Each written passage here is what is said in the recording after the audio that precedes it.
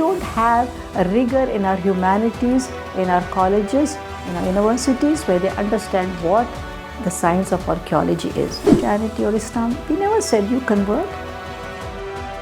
Right? They all have something good. All paths lead to the same God, so same goodness of heart. Was the bazaar powerful, or was the king powerful, or was the institution of the temple powerful? You can now catch a guru. You can destroy a temple, but you cannot catch a guru. There's a kind of intellectual war which oftenly goes on, especially in India. It also may go on in several other parts of the world also.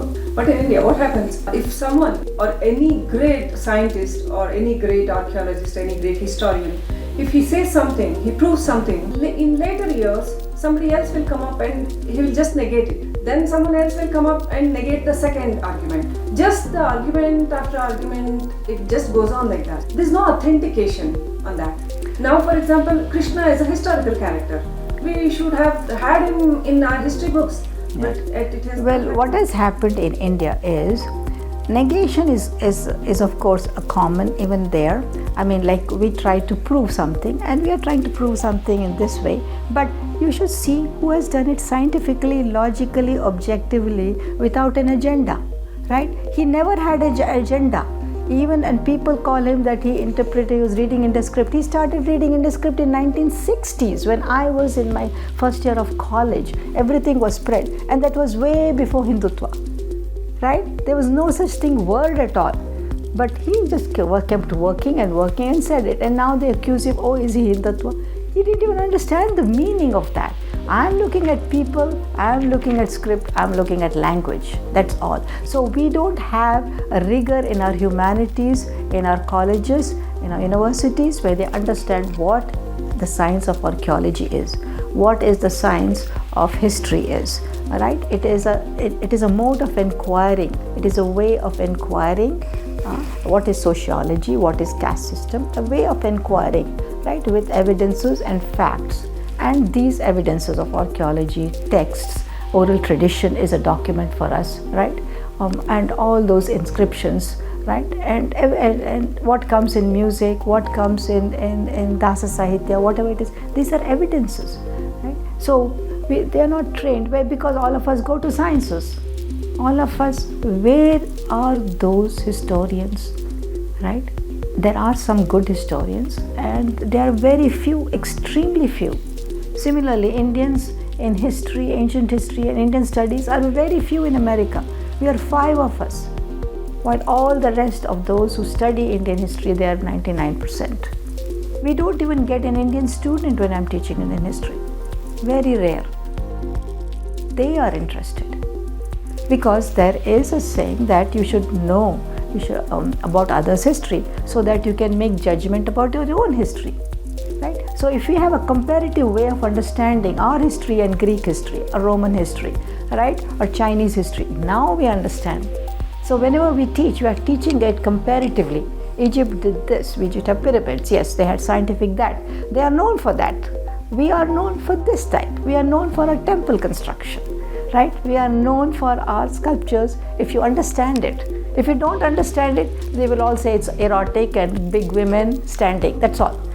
Right? But that's not our interpretation. So if you don't know Confucianism and Chinese art, you don't understand. So if you teach this comparative way, then we understand where India stands.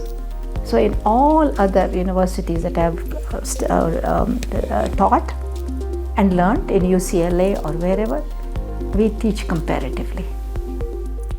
We teach comparative. Modern art here, modern art there, right? Ancient art here, ancient art in Rome, in Greece, or Egypt. We do this, ancient civilizations.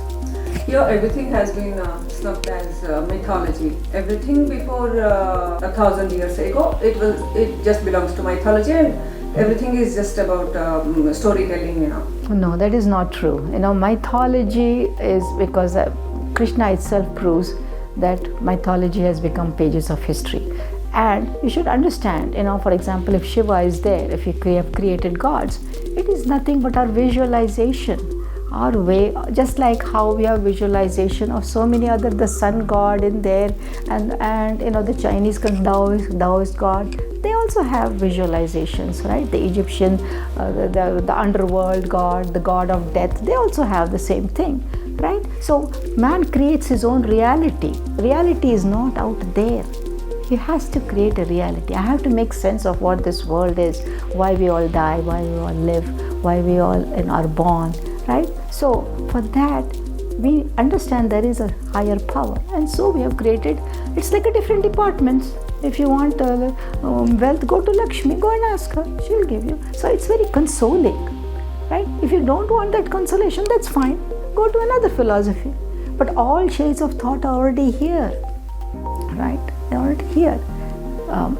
So it like other religions, Christianity or Islam, we never said you convert, right? They all have something good. All paths lead to the same God, so same goodness of heart, right? And you are a lotus bud. Try to flower it.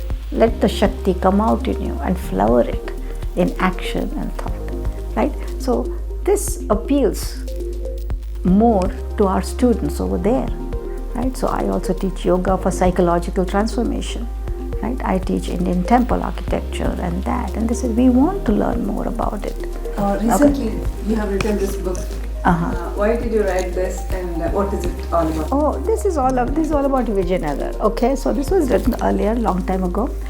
So we all describe temples, sculptures and all that. So the big question is, so what? So what if they're temples? Now, why do we have so many kings? Why aren't kings shown? They gave so much money to the temple. Where are the kings? Right? So we discovered king's images. Why is it he's not on top? He's somewhere far, very far, like a chowkidar. He's like a chowkidar or a watchman. Is he a watchman? No.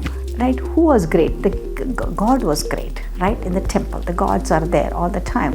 Then why do we have a bazaar in Vijayanagar then?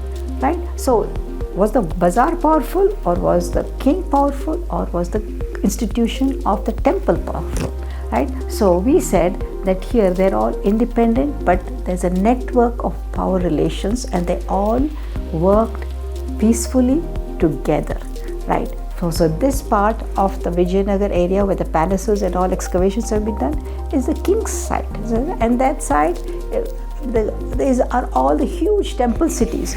These temples had an economic role. It's not just a question of gods. It has a social role with music and dance. They gathered together, there were marriages, plus then the king and others donated lots of lands and mahadanas and great, and what do you do with all the land, right? You lease it out to the farmers, right? And so here is a place where equitable distribution of money occurred from the rich to the poor, to the needy, right? And what did the bazaar play a part? The bazaar, because of the temple gets built first, then the city comes. So trade comes. So for the god, you've got to give money, you've got to have clothes, you've got to have food, you've got to do panchamrita, abhisheka. So all the stores come there. Industries, bronze making, gold making, stone working, all industries come. And they, especially Shalamule, Banajiga, we know, were powerful guild system, and they taxed. They had their own taxes. Sometimes they collected tax for the king, right? So the temple built its own roads, right? So temple became a big institution. So it was because of Chola influence or whatever influence. But these are huge temple cities. It was in Chola period, right? So that's what we call networks of power relations. Whether there's the matha or the temple, there's again a network of relations between the two, right? So where people keep saying that that only the temple was powerful, only the priest was powerful, the priest was never so powerful, right? They were poor people. They were just doing of rituals. It is the king who was powerful. It is the kings who were powerful, right? And they was the one who discovered it. Whether it is even for monasteries of Advaita monastery, the king gave money to them. Another book, Hindu monasteries. Oh yeah, this is a recent book, of course. It took 10 years to do this research on mathas. Everyone does research on temples, temples after temples. So there are lots of subjects that we have. India is a haven for research, anthropologists, sociologists, everyone. So the big question is, when I went to Mantralaya, how come you're worshipping the dead body of Raghavendra Swami when death is pollution? When death occurs in my house, I'm not supposed to touch this and that. Why are you worshipping? So I started finding out, and it led me to this institution, that the Vrindavana of the institution of the Vrindavana. Why do we have Vrindavana? Where the whole body relic, we call it whole body relic, is kept, right? So, well, it was kept only in a matha or near a matha or on the river bank. Then, so I started exploring, what is a matha? What is a mutt? Is it a monastery? It's not an exact translation. Our mutts are very broader. It's an educational institution, became worship and feeding and lodging, and the guru is the head, the sannyasi is the head, right? And then, so it began as early as 2nd, 3rd century as a Jain mutt. That's the earliest. Then we have 7th century. So 9th to 12th, 7th century, we have Shaivite mutts in central India, in Tamil Nadu and Karnataka. So we have a lot of those. And after that comes the Vedanta mutts of Shankaracharya, Ramanujacharya, Madhvacharya, right? So, but Madhvacharya, we have this Vrindavana being worshipped, and we have Ashtamathas and Deshastamathas, they all do that. Then, what did they do with the dead body of the sannyasi before? Yes, they had it before, they put a linga sometimes, they put it on the water and let it go. But here we have the whole body relic. Is it coming from Buddhism? The Vrindavana looks like a Buddhist stupa sometimes. Is it coming from the Chinese who were there in Vijayanagar? As the first one is in Anegoni. Chinese were there. We have Chinese ceramics. They do whole body relics. It is coming from the Nath Yogis, right? Or is it coming from Tulsi Vrindavana? Or, right, so we went to, why is it called Vrindavana? It's a Samadhi after all, right? So we read all the Vishnu Purana, Padma Purana and Harivamsha and all that. And there they have a description of the Vrindavana in Mathura that Chaitanya said. So is it the same Sankarshna, Pradyumna and all that? And what does it really mean? What does those tenes mean? And what does this Kamla mean, right? And why is the Guru becoming so important? What happened to the gods? Is it because Islam had destroyed the temples and it is the Guru that becomes important now? You can now catch a Guru. You can destroy a temple, but you cannot catch a Guru. And when these mathas don't look like houses, it's very easy to build a mutt. You don't need all these, lots of workers and all that. So that might be one of the reasons. So it's not complete. There's a lot more to be done, and I hope others also take it up. I don't have a complete answer to the origin of the Vrindavana, but I need to go to all different states in South India and North India, right, in Darjeeling and all those. It is 100th birth centenary of Dr. S.R. Rao. Yeah. From Dr. S.R. Rao Trust, how are you going to celebrate it, or how would you like to celebrate it? What should be done? Yeah, in fact, we have had big plans. We had big plans, but COVID hit. And so, but because of COVID, many people said we will not be able to come. So instead, we have an annual lecture, and on July 1st, we are having a webinar along with a seminar along with the Archaeological Survey of India on another very big issue. We have lots of Senauli, an excavation near New Delhi, where we have a lot of burials being found. So we don't know whether this is the Mahabharata period, or post-Harappan period, late Harappan period. So we are going to discuss that, right? And so every archaeologist, big archaeologist, will be there to tell us what the people came towards Dwarka. Did they go towards Mahabharata, right? And was this Kurukshetra? Was this Kurukshetra? Another big question is coming out. So there are lots of things when they are found, big questions come out, like Kanaganahalli, the Buddhist side. Why were they here, right? Why is Ashoka shown here? No one else do we see Ashoka's portrait, but in Kanaganahalli we do see it. Did the Shatvanas have relations with Ashoka and Mauryas? Right? Could be. Right? So there's a lot of questions in Indian history.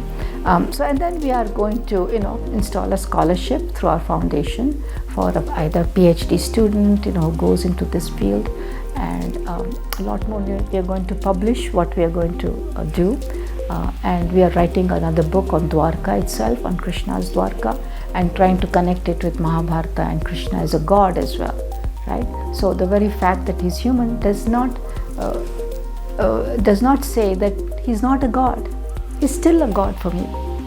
still a God for us. This was one of the questions my professor asked. How come you're doing this research in human being, but you also believe and pray? I said, I have nothing to do. Those two, I don't connect those two. Because I know I'm not as powerful as the God, right? The spirit in us is much more powerful, right? So we are trying to do a lot, and we are trying to produce flyers and another video on Lothal, which is almost half done. So we're looking for people who can put it together for us, right? So now we want to do just 10-minute videos, small videos, just to distribute it to schools and colleges, just free distribution. Thank you, ma'am. Lots of insights on Dwarka and Indian history. You have thrown lots of light on this. Thank you, thanks a lot. Yeah, and I hope more Kannada books can be published like this. Okay, and especially regional language is so extremely important. Without language, our culture will be gone. So thank you. It was pleasure being with you.